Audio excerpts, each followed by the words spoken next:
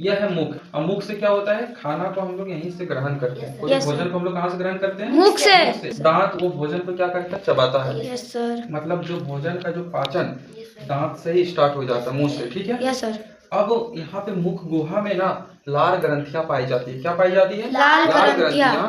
अब लार ग्रंथियां क्या बनाती है? लार बनाती है।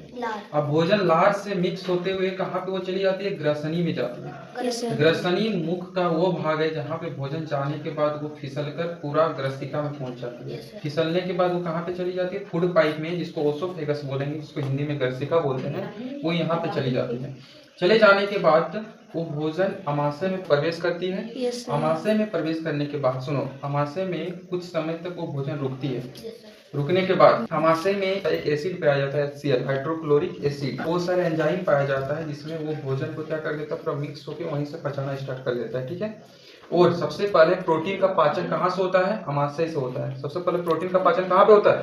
अमाशय में होता है, ठीक है। ये क्या है? यकृत, जिसको इंग्लिश में लीवर बोलते हैं। क्या बोलते हैं? लीवर। लीवर। और सबसे बड़ी ग्रंथि यही है, मानव शरीर का सबसे बड़ी ग्रंथि क्या है? यही। इसको इंग्लिश में लीवर बोलते हैं, ठीक है। अब लीवर में ना पीत रस बनता है। लीवर क्या काम करता है? पीत रस। पीत रस वो पित्ताशय में संग्रहित हो जाते हैं, माने इकट्ठित हो जाते हैं, ठीक है।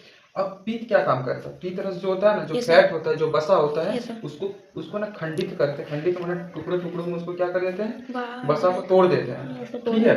अब यहाँ से देखो, अग्नाशय क्या काम करता है? अग्नाशय में 3 प्रकार के रस निकलते हैं। एक तुम्हारे एक एंजाइम निकलते हैं अमाइलेज, एक होता है ट्रिप्सिन और एक होता है लाइपेज, ठीक है।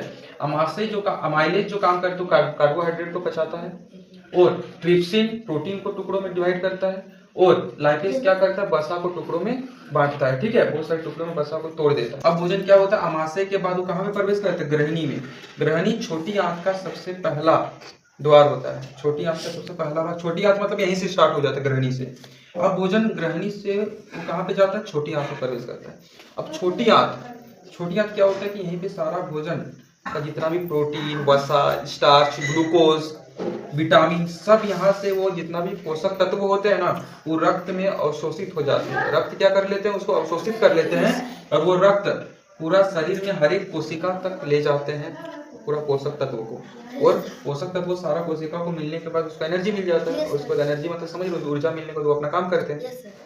अब जो अपचित भोजन है, अपचित माने जो भोजन डाइजेस्ट नहीं हुआ है, वो तुम्हारा प्रवेश करता है बड़ी आंत। बड़ी आंत को शुद्ध हिंदी में बृहदांत्र बोलेंगे, और छोटी आंत को क्षुद्रांत्र बोलेंगे।